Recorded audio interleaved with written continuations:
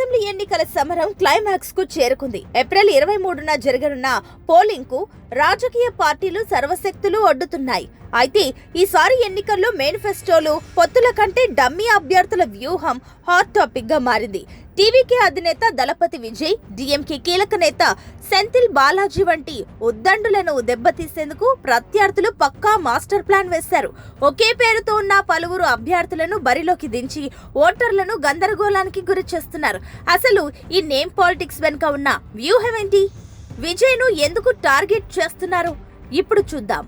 ఒక ప్రముఖ నాయకుడిని ఓడించాలంటే ఆయన కంటే ఎక్కువ ఓట్లు రావాలి. కానీ తమిళనాడులో మాత్రం ఆ నాయకుడి పేరుతోనే మరికొంతమందిని నిలబెట్టి ఓట్లు చీల్చాలని చూస్తున్నారు. ఉదాహరణకు విజయ్ పోటీ చేసే చోట ఏ విజయ్, కె విజయ్ కుమార్, ఎం విజయ్ అంటూ 4-5 పేర్లు బ్యాలెట్ పై కనిపిస్తాయి.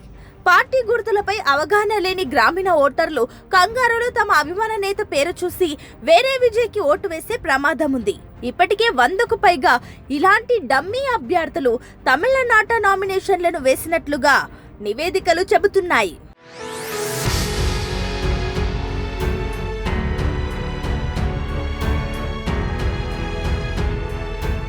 నటుడి నుంచి రాజకీయ నేతగా మారిన విజయ్ ఇప్పుడు తమిళ రాజకీయాల్లో ఒక సంచలనం.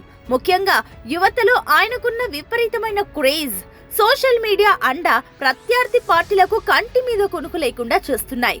విజయ్ కు పడే సైలెంట్ ఓటింగ్ ను అడ్డుకోవడమే ఈ డమ్మీ క్యాండిడేట్ల ప్రధాన ఉద్దేశం. ఈ ఎన్నికల్లో తొలిసారి ఓట్లు వేస్తున్న 12.5 లక్షల మంది యువత పార్టీ గుర్తుల కంటే నాయకుడి పేరునే ప్రామాణికంగా తీసుకునే అవకాశం ఉంది. పట్టణ, సెమీ అర్బన్ ప్రాంతాలలో ఈ వ్యూహం ఫలితాలను తారుమారు చేయవచ్చని విశ్లేషకులు భావిస్తున్నారు.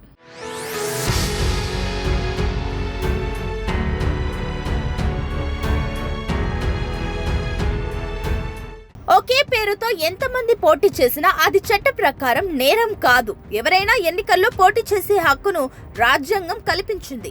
అయితే ఈ గందరగోళాన్ని అరికట్టేందుకు భారత ఎన్నికల సంఘం ఈవీఎంలపై అభ్యర్థి పేరుతో పాటుగా ఫోటోను, పార్టీ గుర్తును స్పష్టంగా ముద్రిస్తోంది. ఓటర్లు కంగారు పడకుండా తాము ఓటు వేయాలనుకుంటున్న నేత ఫోటోను నిశితంగా పరిశీలించాలని సూచిస్తోంది. తిరునెల్వేలి, పెరంబూర్ వంటి చోట్ల పోటీ హోరాహోరీగా ఉన్నందున ఇక్కడ ఒక్క ఓటు కూడా కీలకం కాబోతోంది. తమిళనాడు ఎన్నికలు ఇప్పుడు కేవలం మేనిఫెస్టోలకి పరిమితం కాలేదు. ఇది ఒక మైండ్ గేమ్. అభ్యర్థుల పేర్ల గందరగోళం నుంచి విజయ్ తన ఓటు బ్యాంకును ఎలా కాపాడుకుంటారో వేచి చూడాలి. మరి ఈ డమ్మీ అభ్యర్థుల వ్యూహంపై మీ అభిప్రాయం ఏంటి? ఇలాంటి ఎత్తుగడలు ప్రజాస్వామ్యానికి మంచివేనా? కామెంట్ చేయండి.